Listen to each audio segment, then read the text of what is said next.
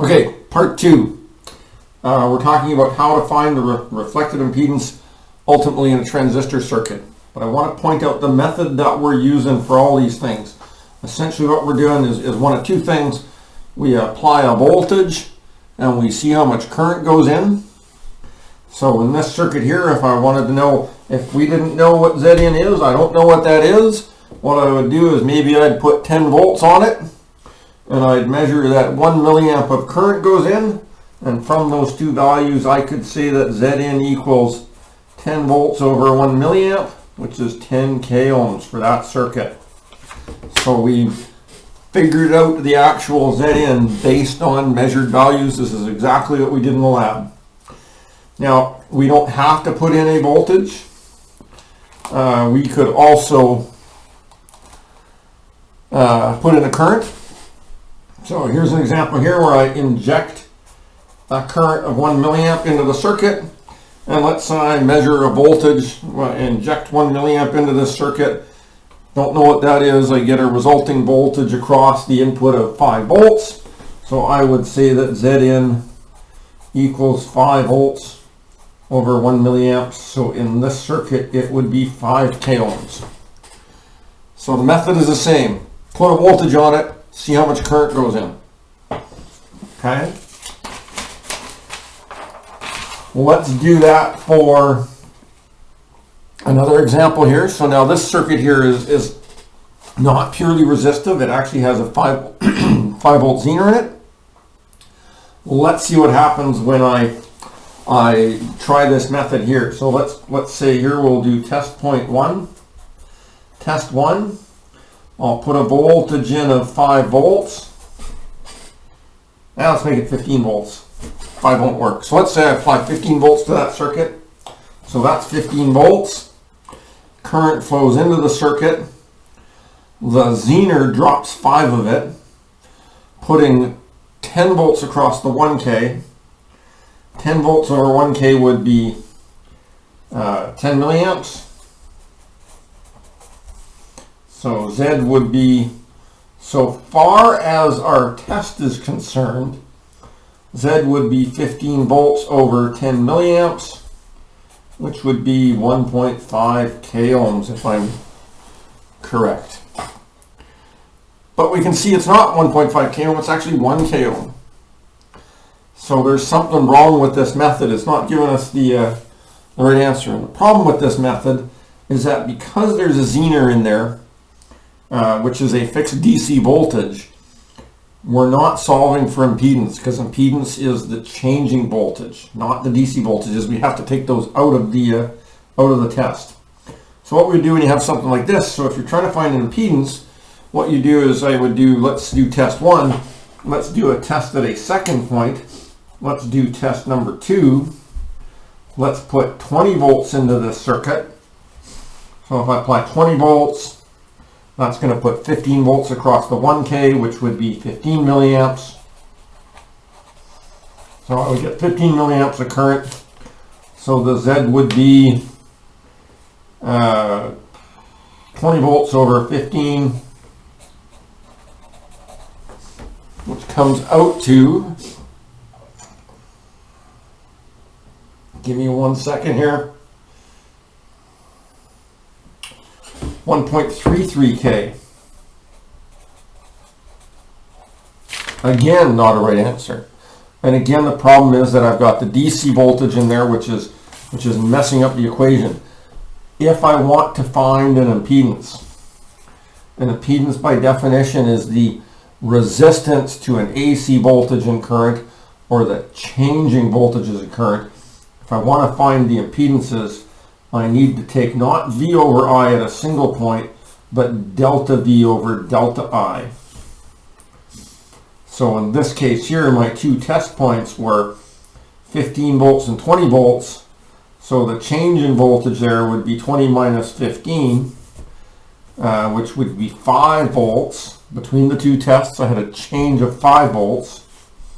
And the current between the two went from 15 milliamps to 10 milliamps, which would be 5 milliamps. And 5 volts over 5 milliamps is equal to 1K.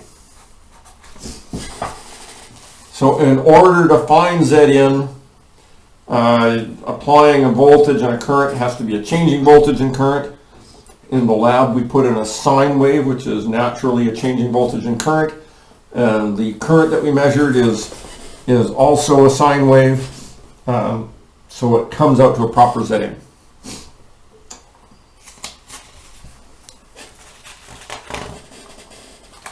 Let's apply this now to a transistor circuit.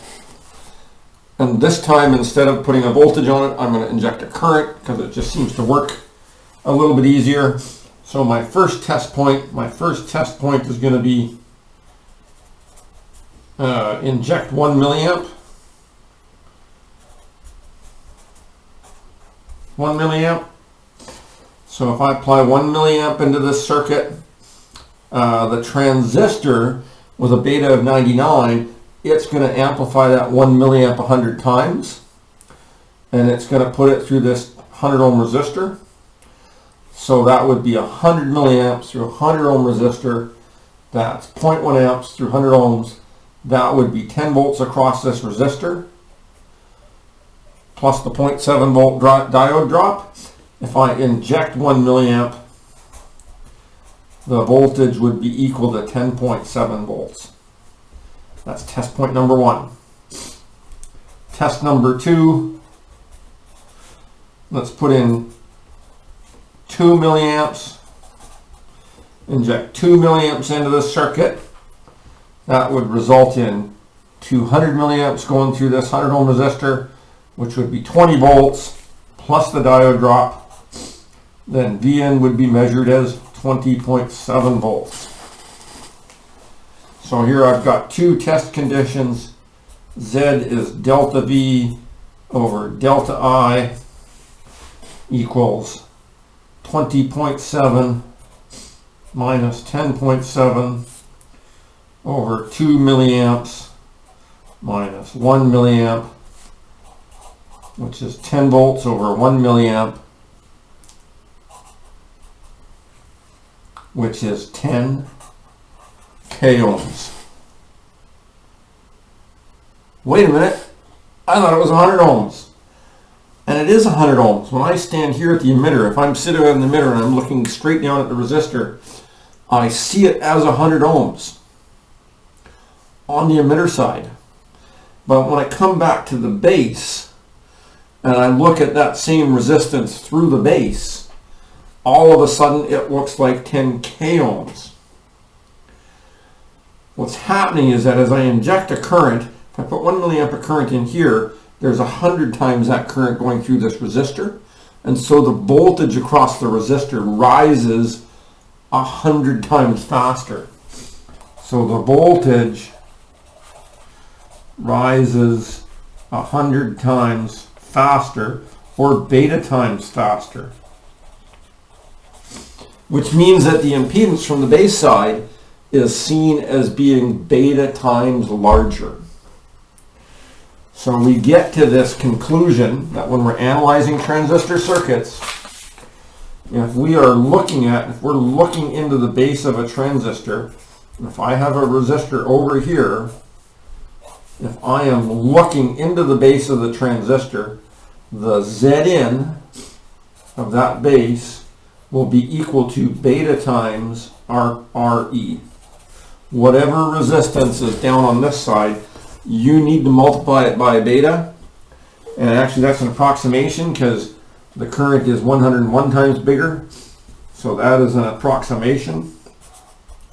Zn is actually beta plus 1 Re. So if this was 100 ohms, we'll make it 1,000 ohms.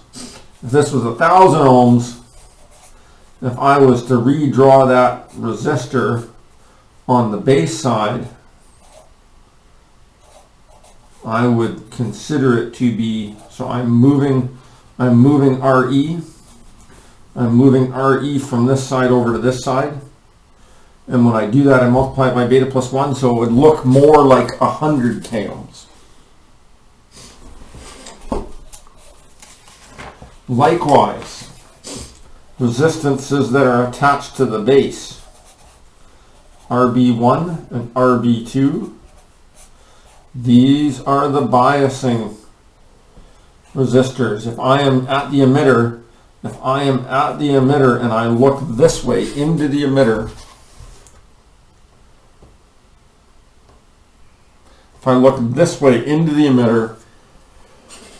then these two resistors, so RB1 and RB2, look beta plus 1 smaller. So Z equals RB1 parallel to RB2 over beta plus 1.